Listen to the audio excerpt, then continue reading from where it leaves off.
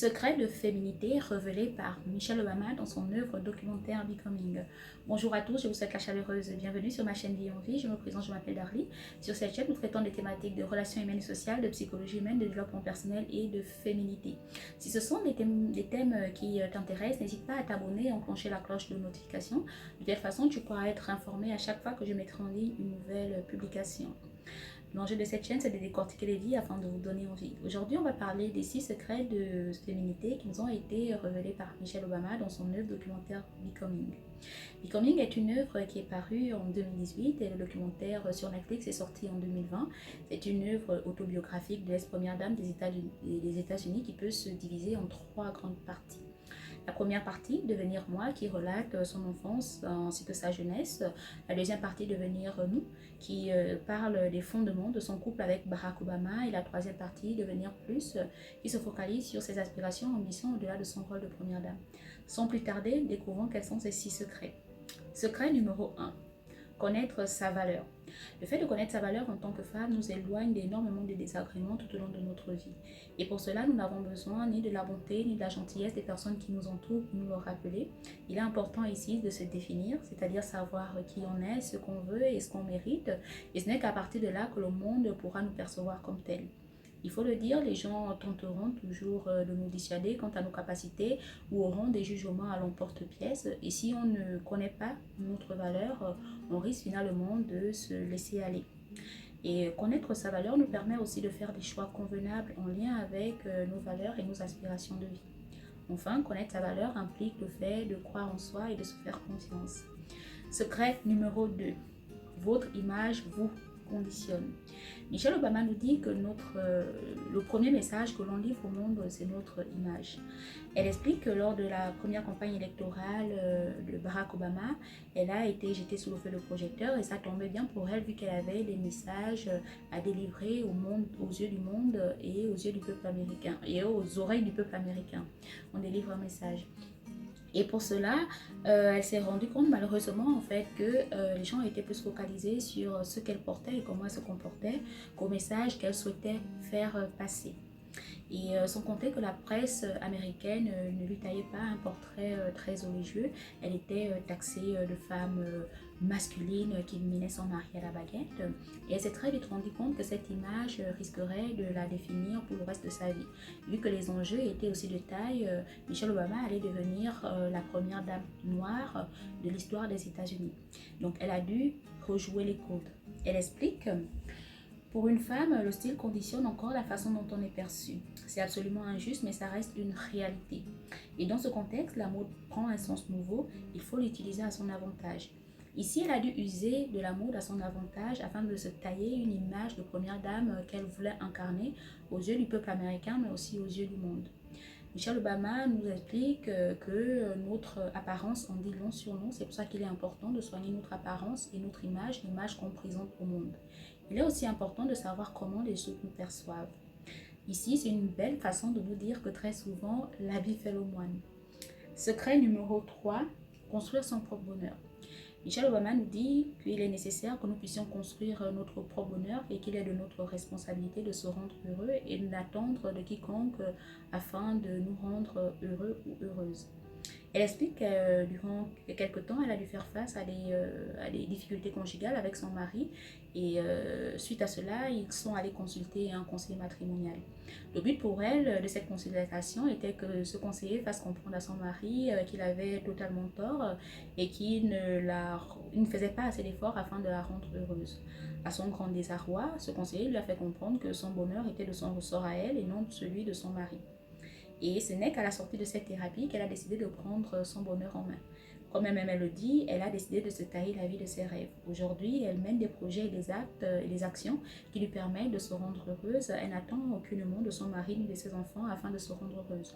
On peut le voir avec les nombreux projets qu'elle a menés, notamment la lutte contre l'obésité infantile, l'éducation pour toutes les filles du monde, ses projets d'écriture, Becoming, qui a été un best-seller, qui s'est vendu à des millions d'exemplaires, avec une tournée phénoménale qui a suivi. Et aujourd'hui, elle nous livre encore un nouveau projet, Cette lumière en nous, qui est une nouvelle œuvre parue aux éditions Flammarion.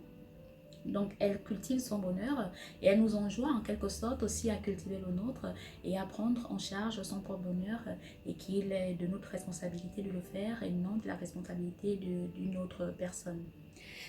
Quatrième secret, savoir s'entourer.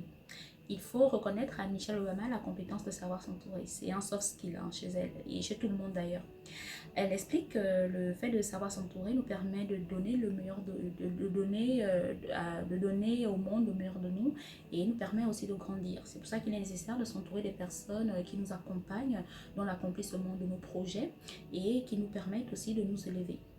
Michelle Obama, c'est une femme qui sait s'entourer. Les gens peuvent le voir, elle s'entoure tout le temps de sa famille. Elle est tout le temps accompagnée de son frère Greg Robinson et de sa mère Marion Robinson, qu'elle a invité vivre à la Maison Blanche durant toutes les années de présidence de son mari.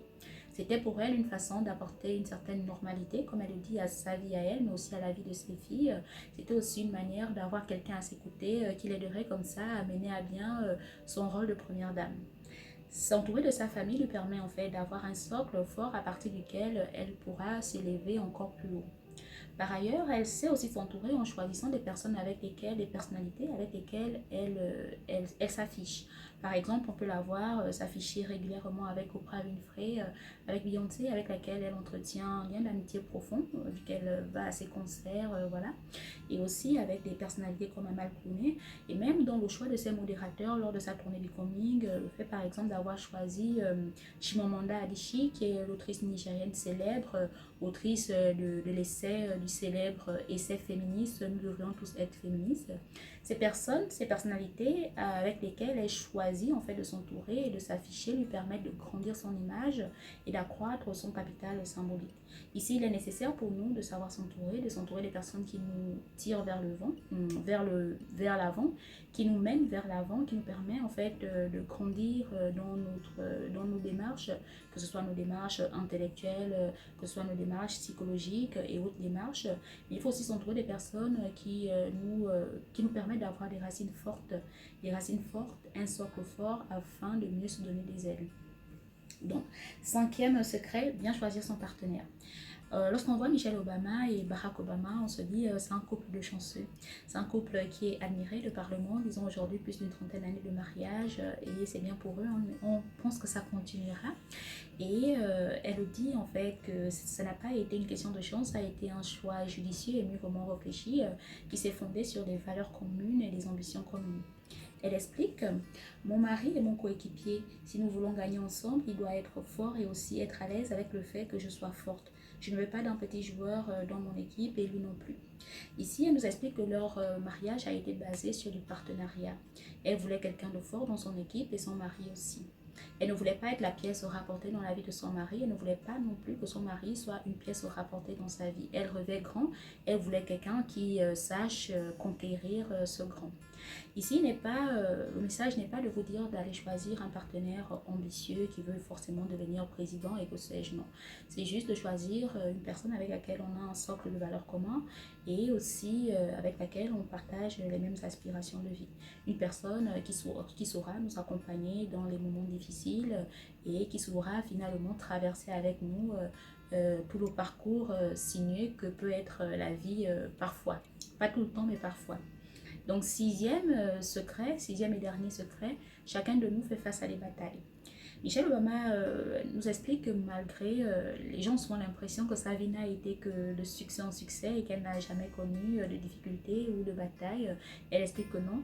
Elle aussi, comme tout le monde, a fait face à des dépressions, a fait face à des renoncements, à des échecs, a fait face à des craintes, à des doutes de savoir si elle sera à la hauteur de telle ou telle ambition, a fait face à des dépressions postpartum, a fait face à des échecs aussi et que malgré cela, elle a toujours su se relever et c'est ce qu'il faut faire.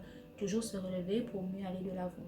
Donc c'est un peu ça les 6 secrets qui nous ont été délivrés par Michelle Obama dans son œuvre documentaire Becoming. N'hésitez pas à me dire quels sont vos conseils ou vos secrets de vie à vous que vous avez pu déceler dans son œuvre ou dans son documentaire. Ça m'enrichira énormément. Je vous attends dans les commentaires. Soutenez ma chaîne en commentant, en partageant et en likant. Sur ce, je vous dis à la prochaine. Ciao, bye.